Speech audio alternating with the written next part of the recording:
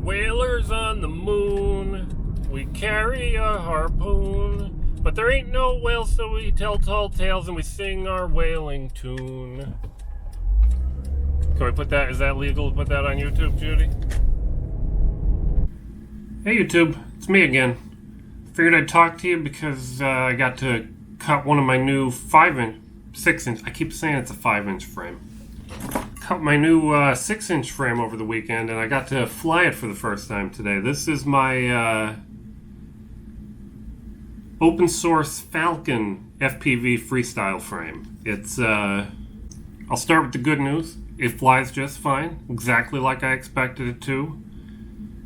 You might notice I just posted the made-in-flight video, and there was a bit of a twitch 2 different times. And I transplanted these parts over because it's from the quad I don't fly very often, because something's been a little off on it. It gets a little twitch every now and then. I don't know exactly what's wrong. Maybe it's the gyro, maybe it's one of the motors is getting a little... One of them sounds crunchy.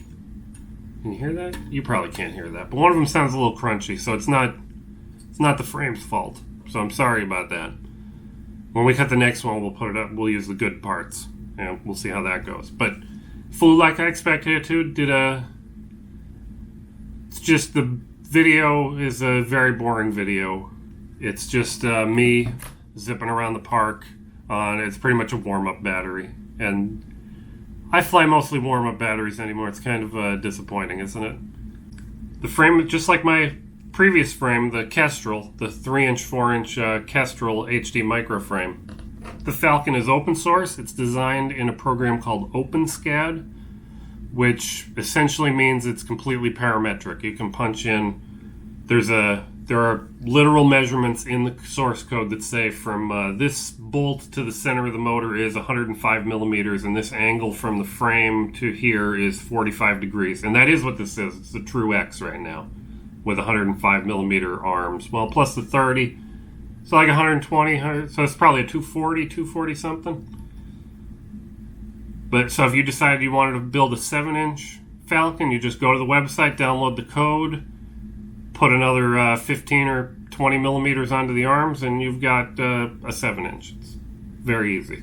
I've modeled this after the frame that I've been flying for almost a year now. It's the Hyperlite Flowride, and I feel bad. There's nothing terribly unique about this design, and that bums me out, but I hated flying a frame that I didn't cut myself, so I had to do something, right? What I like about the Flowride is it's truncated right about at the end of the bottom, the cross plate here, the strength plate here, and there's room for a VTX or something up in the front, and then the camera sits way out in the front. But I elongated it by a few millimeters so that I can fit, there's room for a 20 by 20 stack in the front and a 30 by 30 in the middle. And unlike the Flowride, like the Freestyle though, this is another unoriginal idea, my top plate and my bottom plate are the same part. But I have 3 different versions of it. I have a short truncated one, which ends right here. And for my top plate, I'm using the slightly truncated one, which just has... And it extends back just far enough to throw on one more battery strap. So if you want to fly a real short frame, you can fly a really short frame. Oh god, it's tracking the quad.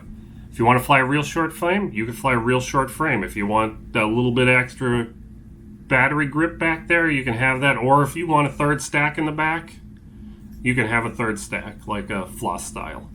And I stole another thing from Kebab. I'm sorry, Kebab. I'm using the same Flowride Freestyle floss camera mount because I have so many of these GoPro mounts laying around. I just wanted to reuse them, so it's the same part. I'm sorry, Bob. It's currently a true X. How does this work out holding this up to the camera? This brace plate down in the bottom is cut at a 45-degree angle, so the carbon flows from arm to arm. It's pretty sturdy. I'd say it's at least as sturdy. I've tried flexing it. It's at least as sturdy as my Flowride, so I'm pleased with that. I've left tiny screw holes in here so that you can get a tool through to tighten or loosen your stack. It can be a 20 by 20 or a 30 by 30 in the middle. I keep peeking out behind the camera here. Maybe this is the wrong way to do this, Judy.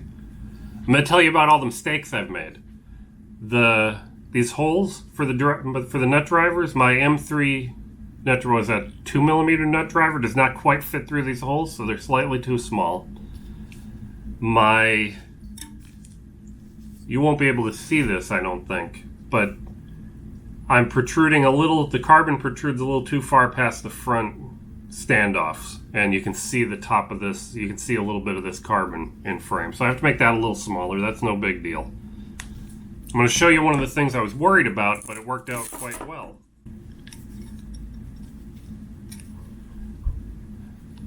The top plate extends past the 30 by 30 stack by, I don't know, it's about 10 millimeters on each side, so it's kind of big. I was a little worried that my top plate would be too big, but I'm pretty happy with how that came out. And I'm using the Hyperlite Glide style battery strap holes. You go under the frame, up and over and through. It's just through, there's little cutouts in the stack here. You can see one at the bottom up in the front here. I'm just using this little cutout here. Bob is a genius. I love Bob. My build here came out 4 grams lighter than my other Flowride. It's probably the difference. I'm not using an MMCX SMA adapter to plug in a big SMA antenna. There's just a little MMCX direct connect antenna on here, and that's working just fine. And yeah, that's most of what I wanted to tell you about this. I already explained all my design decisions in a video a week or two ago, and I think all of it made sense, I hope. So, and it's making sense, it's working so far, so I'm excited.